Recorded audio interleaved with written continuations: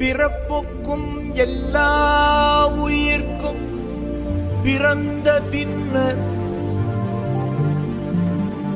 யாவதும் ஊரே யாவரும் கேலி. உண்பது நாழி உடுப்பது இரண்டே, உறைவிடம் என்பது ஒன்றே. உழைத்து வாழ்ந்தோம் உழைத்து வாழ்வோம்.